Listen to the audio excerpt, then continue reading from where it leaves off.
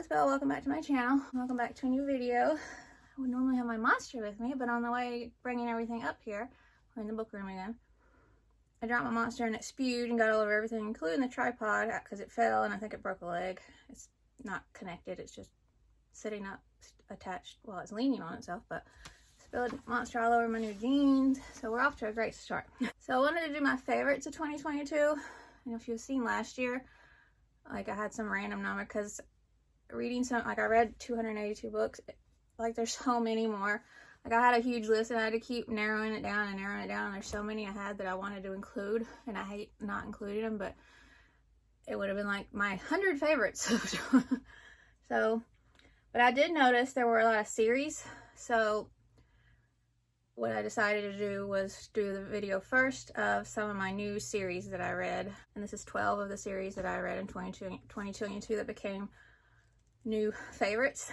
Some of them are long series, some of them are trilogies, and there's a couple I think are done, but I'm not sure. There's another one, I've read the 3 that are out, and one more is coming out, but it is a favorite, so I wanted to include.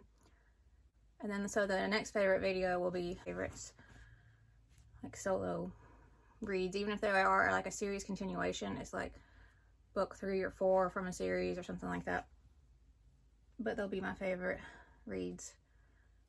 You get it. To start with, Sinister Summer by Kiersten White. First book is Wretched Water Park, and I bought the first one myself, and then Penguin Random House so kindly sent me the second and third one. All 3 are out now. I think the 4th one comes out in May. I'm not sure, but I think it's May, or is it March? It's an M month, I think. But this is just such a unique, kooky, strange, weird story, and I just absolutely love it. It's like gothic but humorous too, and can be dark. It's so many things. It's so unique, and I just love it, and the covers are so beautiful. I didn't bring every book from every series up here, just like the first books basically, because like I said, some of them are very long. Just the characters are so great. Will and Rodrigo, you just have to read it. And then Ed Garnt, like the names are just so good. Everything that's named in here, the names of the oil slides, the parasols for black lace parasols for sun protection, just so much. And there's this underlying main mystery throughout the series that you learn more and more about. Like at the end of the 3rd book, I was like blown away by so much that was revealed, and I cannot wait for that 4th book. They're just so intriguing and gripping and just so different, and I love that. And I love gothic and kooky, and I don't know, they're just amazing. So, and then we have the Curiosity House trilogy by Lauren Oliver and H.C. Chester. And the first book is The Shrunken Head. And there's 3 out, and I think the 3rd one was long enough ago that this is just going to be a trilogy. I'm just assuming. And strange, kooky, gothic, amazing illustrations to go with that beautiful cover. Just, I love it. And these characters, and it's like the Addams Family or the Munsters if they lived in this huge house. Like, it's called Dumfries Dye Museum of Freaks, Oddities, and Wonders. It's like a museum where people come and watch them, but they live there too. It's in New York, and like gothic, and it's just, ugh. And it starts with, this book is about, among other things, the strongest boy in the world, a talking cockatoo, a faulty mind reader, a beautiful bearded lady, a nervous magician, an old museum, and a shrunken head. And it says, this sensational new series combines the unparalleled storytelling gifts of Lauren Oliver with the rich knowledge of the notorious Relics Collector H.C. Chester. See, I never read that part before. That makes so much sense. Relics Collector. He didn't have an Instagram when I was tagging in these reviews, so I really want to look up what he does now, and that's so intriguing. Like I said, beautiful. Each book, there's an underlying main mystery that we're getting towards, and getting more puzzle pieces and getting closer to a conclusion for that and the climax. But each book has its own unique like sub mystery, and like this one's The Shrunken Head, and just all of it weaves together so beautifully, and it's paced, the whole series, the story plus the new underlying, plus the new sub mysteries in each book to go with the underlying one. It's just done so well, and you're given just enough for the main mystery each book, and you feel satisfied each book too, because there's a new like sub mystery, like I said, so you solve that part at least each book, and you get more knowledge about the main thing. So it's just incredible, and these characters are amazing and what they can do, and they're so special. And so many great underlying messages in here too, with judging people on appearances and how you treat people, and the normal looking people can be the most evil, and the ones that you consider freaks can be the most loving. So it's just so good. Speaking of like messages and stuff, relatable things in here I didn't talk about. Theo has what she calls bees in her like stomach, and it's like anxiety. But like she has so many feelings that she doesn't know how to deal with. She doesn't want to be sad, so she'd rather be angry, and she wants to just constantly stay busy. She likes doing the thrilling, dangerous stuff, while Alex, I love how I just called him Alex. If you read the books, you know he hates being called Alex. Alexander is pretty much scared of everything. He's the cautious one, and so they're twins, and they balance each other out like that because they're complete opposites in that regard, and they need each other because of that. So many great relatable things with that in there. And then next we have the Mrs. Smith's Spy School for Girls by Beth McMullen. And what I wanted to do, this was a trilogy. I wanted to read her books in like publishing order because I had so many of them. So I had this trilogy, and then I have the Lola Banco. There's only 2 books out. I don't know if there's going to be more because she started another series.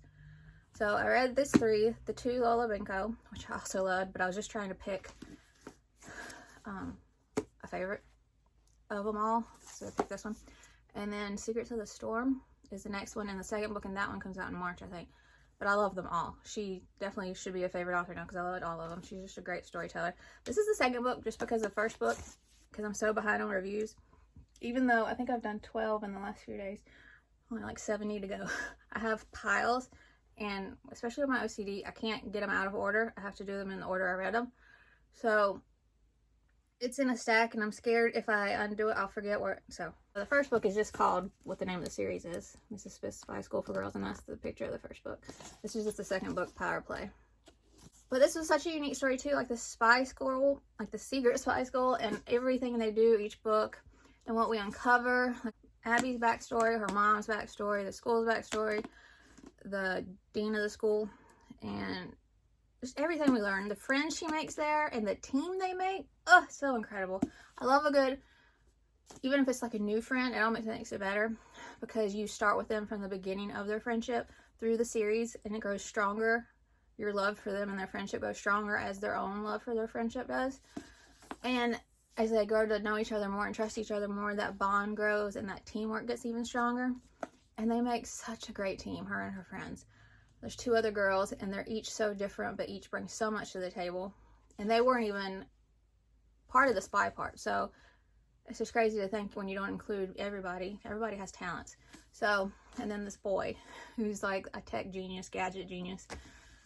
And they're all just so amazing. And I just love them so much. I wish there was going to be more, but I just love them and really enjoyed it. Some underlying messages in here, like family secrets, and feeling like you have to live up to someone, whether it's a sibling, a friend, someone who came before you that you're trying to do, or your parent, where you're trying to live up to that standard set before you that's like almost impossible.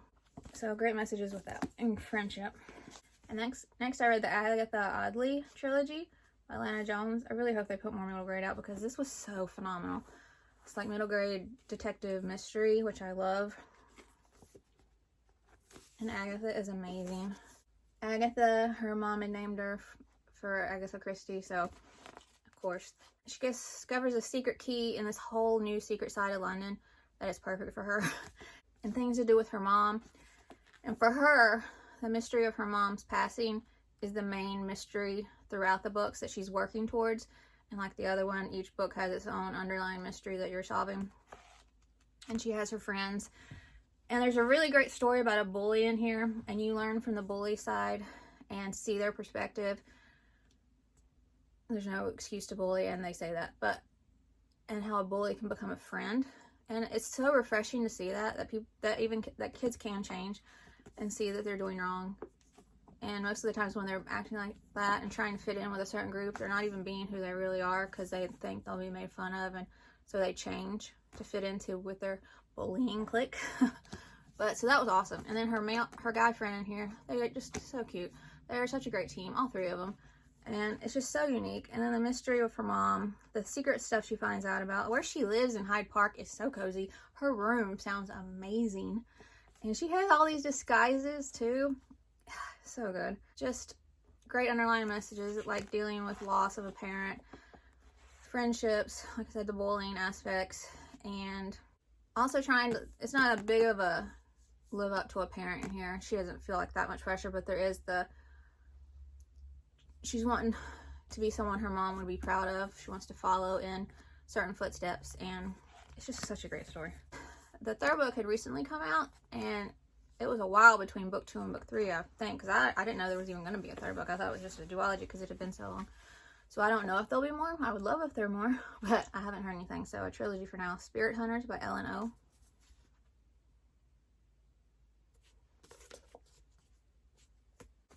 These are quite spooky, creepy, thrilling, suspense, so many twists.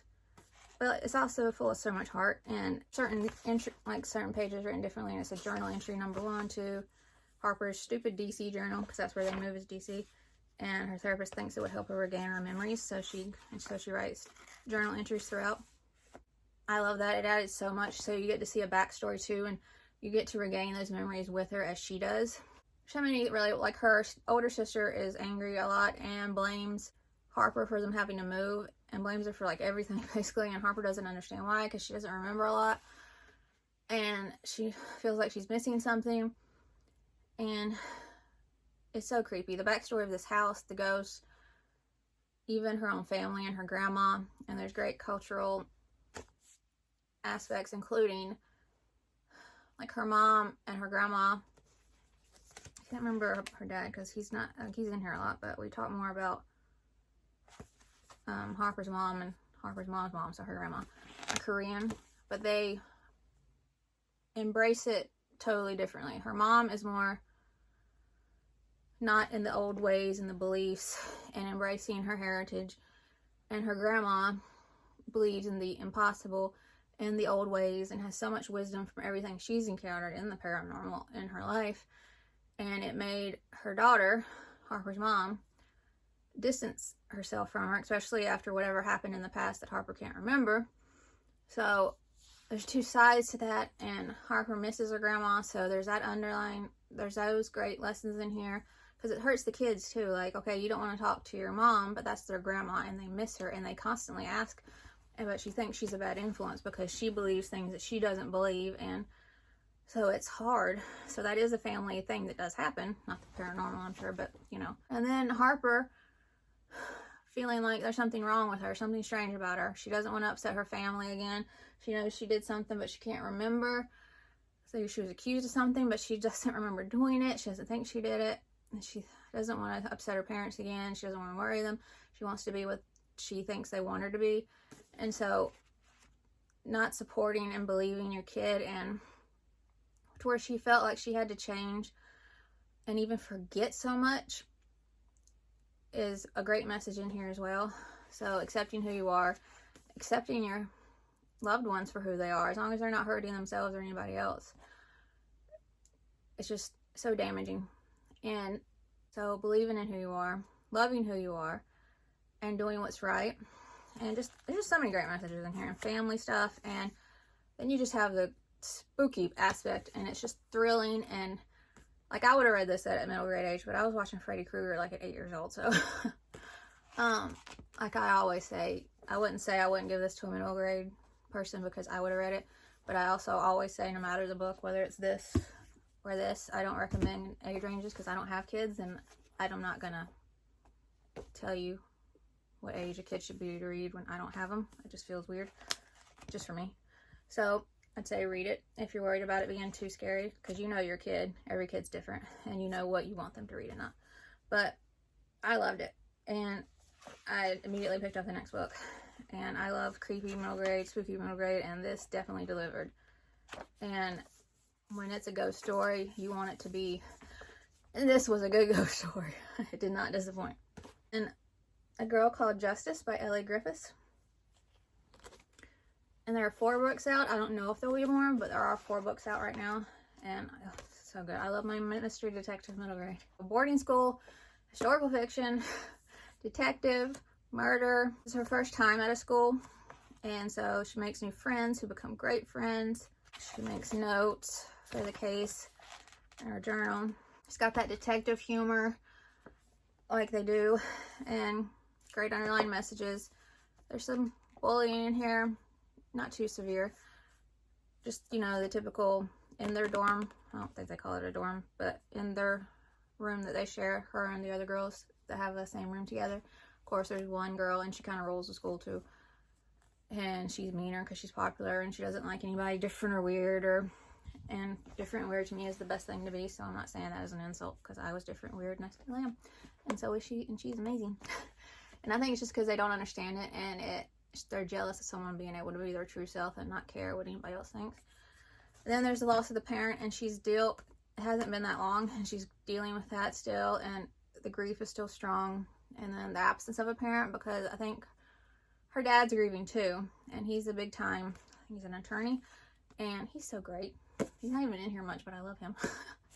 And I don't think he knows what to do with her, because the mom stayed at home, because the mom did most of the stuff with justice, you know, so he thinks this would be good for her. So, but she at first she's happy once she gets there, and she loves it, and he was right, but she just doesn't want to leave home. That's all she's known, you know, and she wouldn't mind seeing him more. So this is an all new experience for her. She makes great friends, and so there's great messages in here, but and relatable things.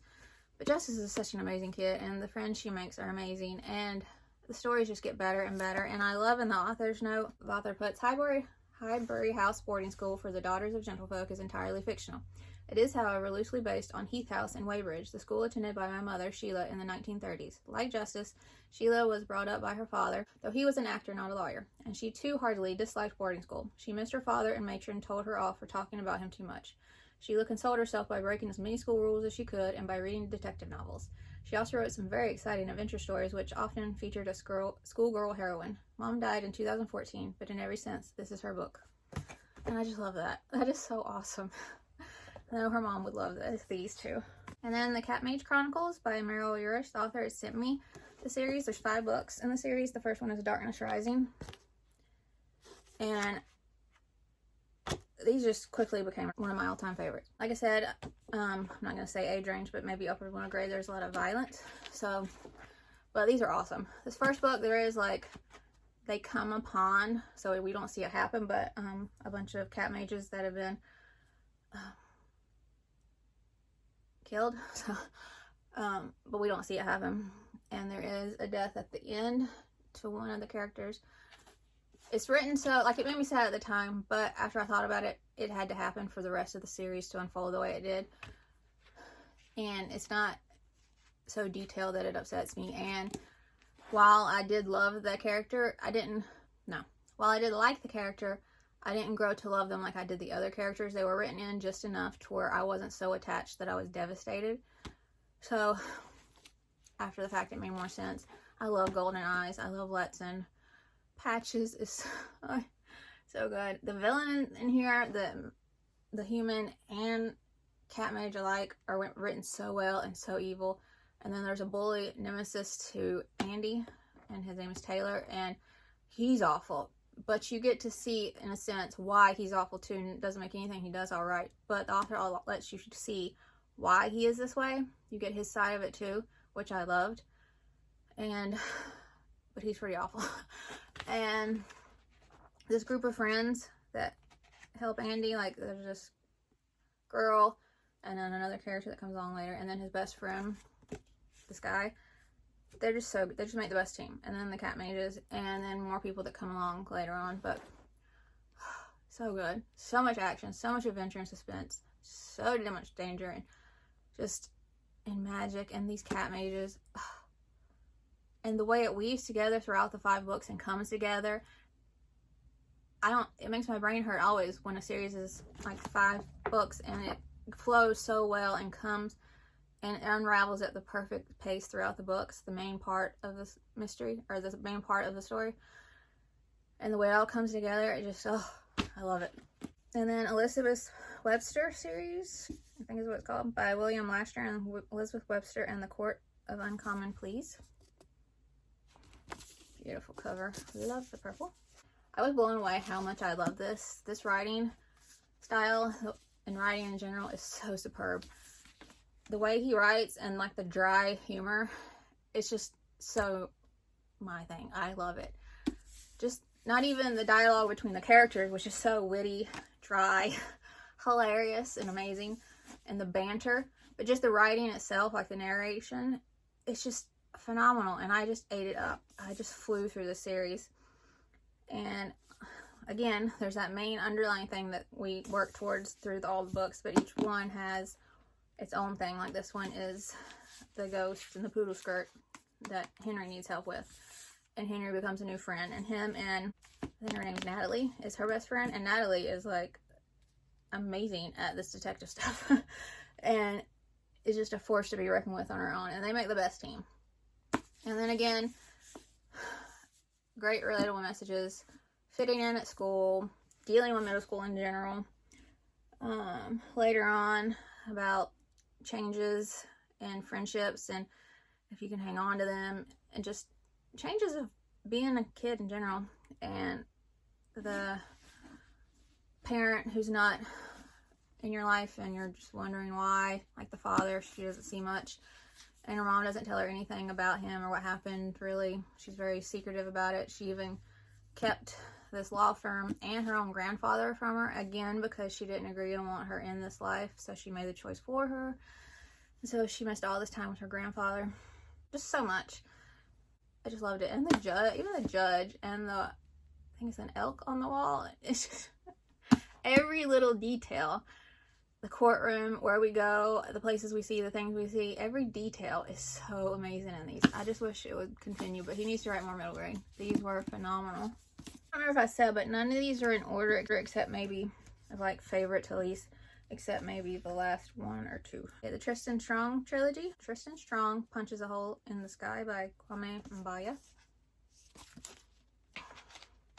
I've seen so many reviews where he's like, he doesn't punch a hole in the sky, and I'm like, he does.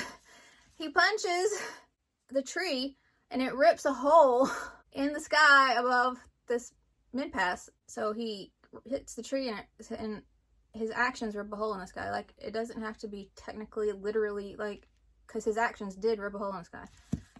People will find anything, man. But this was amazing. And I was so surprised that I had heard of these gods before, like John Henry and Brer Rabbit. So that was awesome. It's just from my childhood. I don't know. I grew up in the South, so, and I think he's from Chicago, but he goes to Alabama. Yeah. So that makes sense. And just the way everybody talked, it just felt like being home. Like, I can hear them talking in my head, like Gum Baby. That's my girl. I love Gum Baby. I can hear her in my head, and she has a twang, and she's got a lot of sass, and I just love her. So these books are like home to me. I know it sounds weird, but I always, like, as far as like Southern things in here and just imagining them, the way they talk and stuff. And I always love reading different mythology or different culture from other than like my own. So I just found that fascinating, and I was tickled pink that I recognized these names, like John Henry. And oh, he was amazing too in here. I love John Henry. And Hi John, so good. These are hilarious. Hilarious when called for. Great underlying messages about racism, slavery, prejudice in general, and grief, guilt with that grief, and what it can do to you. Another one, feeling like you're not living up, like in this case, the family name, like the boxers before him, and of course family in general in here, and tradition and culture, and the ones who come before you, and what they did, and what they suffered and paid the price for you to have the life you have now. Even though we have a long way to go with so many things and so many cultures and so many people, it's better than it was then, when they had to do so much more to get to where we are now, like John Henry. So, and then the character in here, the villain, represents so much evil in so many ways, created by things that were even beyond him. They created this evil that originated from so much hurt prejudice, hate, ignorance, just so much. Such a complex, intricate story.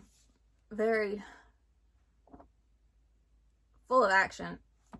And just everything you learn about this African mythology and all the gods and people from that are in here, and everything you see is so imaginative and written so well. You see it perfectly in your head. And it's also in graphic novel form now, which is amazing. I read that too. So, and you just fall in love with Tristan and Lacombe Baby and John Henry and just all of them, really. And you just want them to succeed, and you're rooting for them, and it's just such a great adventure. And you know it's it's good versus evil and so much more. Just such an important story in its own right for so many reasons. And Aru Shah and the End of Time by Roshani Chokshi. And there's 4 books out, and I think the 4th book is the last one. Again, the humor in this, especially Aru Shah's humor, is so good, and it's so my type of humor. She is hilarious. I love her. A lot of relatable issues again. Insecurities, like where she lives, her mom. I think her mom has a lot of secrets, doesn't tell her a lot. She's not like a normal mom. She doesn't know who her dad is. So she has that. She doesn't fit in at school. Everybody thinks she's weird. She wants to fit in. So all of that, and then the daddy issues. And then she finds out all of this world, and that she's reincarnated Pandava brother. And so she has a godfather too. They each have a different godfather, each Pandava. So, and I loved hers, and I loved her weapon. And then the sisters that she makes, like Minnie, the first one, like I love Minnie so much. Like I think the god of death was her godfather. I can't say godfather. The god that's her father. And it's so funny because she's obsessed with death. Like, she knows everything that can kill you. She knows about everything, like all that stuff. And it's just hilarious because just everything she does. And then Boo, the pigeon. He has my heart. I love Boo so much. And then there's someone later on down the line that is a reincarnate of someone else. A female, I think it was a goddess, maybe. But she was a wife. So they call him Wifey, and he hates it, but it is hilarious. These friends are the best together. The best team, which I always love, as you can tell.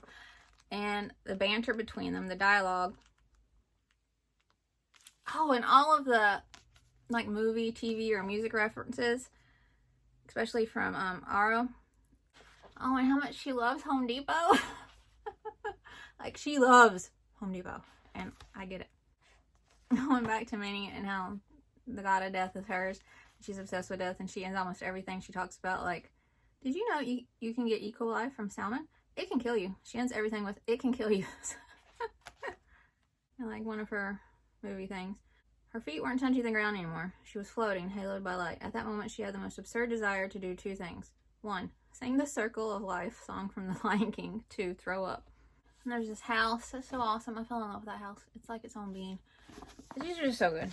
I'm pretty confident saying my second, because none of those were in order, but my second series that would be my favorite of the year would be the Murder Most Fun Ladylike series. I finished them all, and I've read the companion series, the first book that's out now for that. But Murder Most Fun Ladylike by Robin Stevens. This is the UK edition. This is the US edition. It was called Murder is Bad Manners, and they called it a Wells and Wong mystery for that. Historical fiction, boarding school. The humor is on point. I can hear Daisy in my head. The way she's written, the way she talks.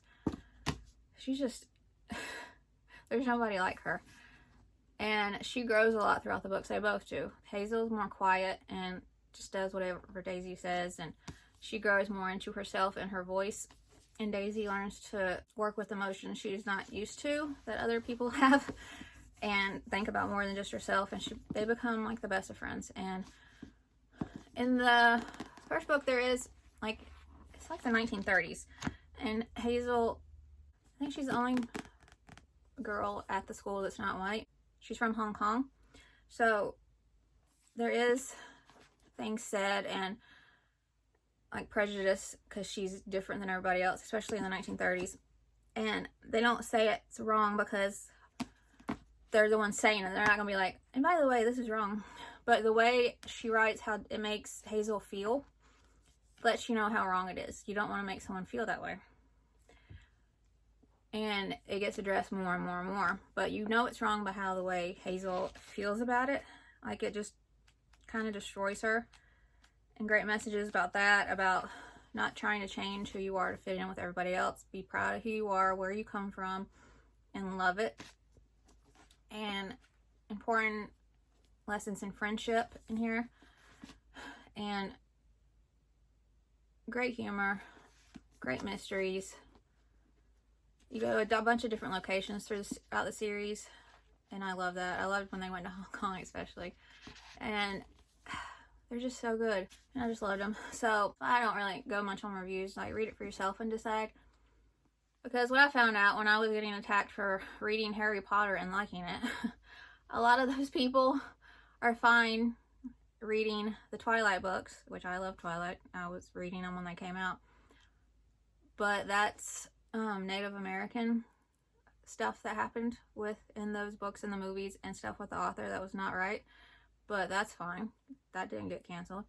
And then there's been so many horrible accusations against, what's his name? J. Kristoff? I think it's the Jewish community and stuff he puts in his books. And I can't remember if it was in other books. I think it was the Asian community. If I'm remembering right, because I don't read his stuff. But he didn't get canceled. So, I don't know.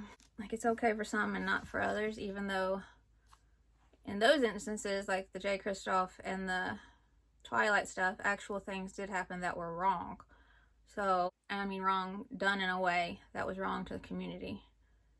Like, not the way this was written how it was at the time and showing you what's wrong and how it made Hazel feel. Not the way, like, I think J. Kristoff with the Jewish community, he used stereotypes and negative things that the Jewish community had suffered and been accused of and killed for, I think. Something to do with blood. That's just wrong. And I might remember that totally wrong, but I know he was accused of a bunch of different stuff. So I don't understand why I got hate for liking Harry Potter, who the people didn't like her, the author, and her beliefs that had nothing to do with Harry Potter.